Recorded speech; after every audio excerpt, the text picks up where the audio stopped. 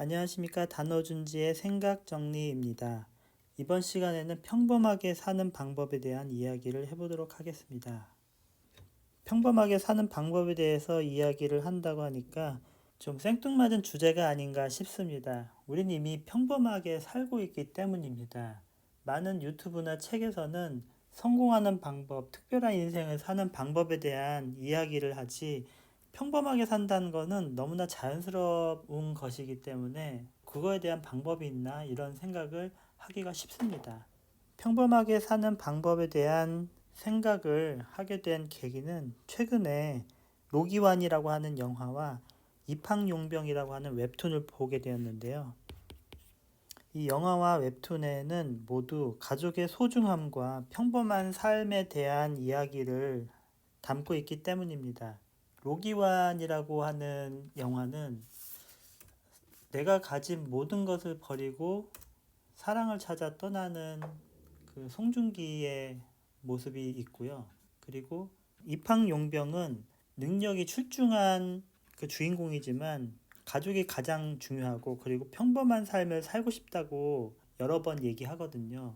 이처럼 지금까지 우리들은 사회적인 성공과 그리고 명예가 중요하다고 그렇게 생각을 하면서 살아왔었는데 요즘 들어서 그런 것들보다는 가족들과 많은 시간을 보내고 내 워라밸을 즐기고 그리고 취미생활을 하고 일찍 퇴근하고 이런 것들이 조금 더 중요한 그 시대가 되지 않았나 하는 생각입니다. 그리고 요즘 우리나라에서도 성장과 분배에 관한 이슈가 굉장히 많은데요. 이제는 충분히 성장했다. 그렇기 때문에 국가에서 우리 국민들을 돌봐야 된다. 라고 주장하는 사람들이 있고요. 아직 우리가 분배를 논하기엔 조금 이르다. 베네수엘라 같이 보편적 복지를 너무 강조하다 보면은 나라가 망할 수가 있다. 라고 주장하는 사람들이 있습니다. 저희 경우에도 지금까지 굉장히 열심히 살았습니다. 뭐 야근도 많이 하고요. 주말에도 많이 출근하고요. 그런데 요즘에는 이런 것이 이렇게 사는 게 맞는가라는 생각을 이제 자주 하게 됩니다. 그러면서 이제는 조금 더 가족들과 시간을 많이 보내고 그리고 개인의 취미라든지 그리고 내가 진짜로 원하는 것을 좀 했으면 좋겠다는 생각을 하는데 이렇게 머리는 생각을 하지만 실제로 움직이는 거는 그렇지가 않습니다. 오늘 저녁에 가족과 약속이 있지만 회사에서 회식이 잡혔다 하면은 저희 와이프한테 전화를 해서 좀 가기 어렵다라고 얘기를 하고 그리고 와이프도 그거에 대해서는 또 받아들여 주거든요. 아직 저희 인생은 과도기인 것 같습니다. 그동안 저희는 열심히 달려왔습니다. 앞만 보고 열심히 달려왔는데 이렇게 사는 것이 맞는가라고 회의가 들 때가 있습니다. 그러면 이제는 달리는 것을 멈추고 그리고 나 자신을 챙기고 그리고 주변을 돌아보고 지금까지와는 다른 삶을 살겠다고 이렇게 생각을 할 수가 있는데요. 하지만 멈춘다고 하는 것은 퇴보를 의미합니다. 왜냐하면은 사회는 그리고 주위의 사람들은 계속 성장하고 있기 때문이죠. 따라서 약간의 성장은 필요합니다. 약간의 성장을 한다는 것은 성장률을 낮춘다는 겁니다. 이처럼 성장률을 낮추기 위해서는 두 가지 문제가 발생합니다. 우선 나 자신에 대한 기대치를 낮춰야 됩니다. 제가 지금까지 열심히 살아오면서 쌓아 올렸던 것이 있을 겁니다. 이것을 과거처럼 하지 않고 앞으로는 나의 기대치를 낮춰가지고 산다는 것은 굉장히 큰 결심을 필요로 합니다. 그리고 주변 사람들과의 대화를 많이 해야 합니다. 내가 내 삶을 찾기 위해서 어느 날 갑자기 다니던 회사를 그만둔다? 이걸 주위 사람들 그리고 가족들에게 얘기 안 하고 나 혼자 결정한다? 이것은 굉장히 어렵습니다. 하지만 내가 이렇게 살겠다고 결심했다고 하면은 주위 사람들과 대화를 많이 하고 그리고 나름의 준비를 하면서 시간을 가지고 천천히 준비한 것이 필요합니다. 성장한다는 것을 그래프로 나타낸다면요. X축으로는 나이, 그리고 Y축으로는 성장을 그릴 수가 있습니다. 우선 학창 시절에는 가파른 성장이 필요합니다. 내가 가진 것이 아무것도 없기 때문에 많은 것을 배우고 그리고 이때는 다른 것은 하지 말고 공부만 하라고 하죠. 따라서 빠른 성장이 있을 수밖에 없습니다. 그 다음에 취직하고 회사에 다니고 나서는 아무래도 개인 시간이라든지 자기 개발은 좀 하기 힘들고 주위 사람이라든지 회사 일을 열심히 해야 되기 때문에 이 성장률은 완만하게 바뀝니다. 이런 곡선을 1번이라고 하고요.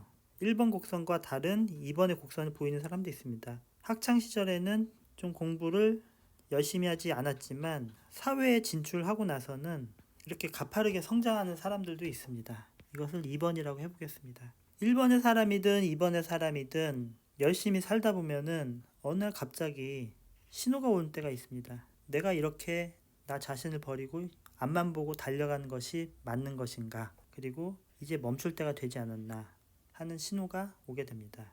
이런 신호가 왔을 때 아까 말씀드렸듯이 멈추지 말고 약간의 성장을 유지하면서 나 자신을 발전시키는 게 필요합니다. 성장률을 떨어뜨린다는 것의 의미는 무엇일까요? 내가 하고 있는 일들은 저번 시간에서 말씀드렸듯이 할 일과 일정으로 나뉩니다. 할 일은 나의 계획과 나의 의지에 의해서 진행되는 일들을 말하고요.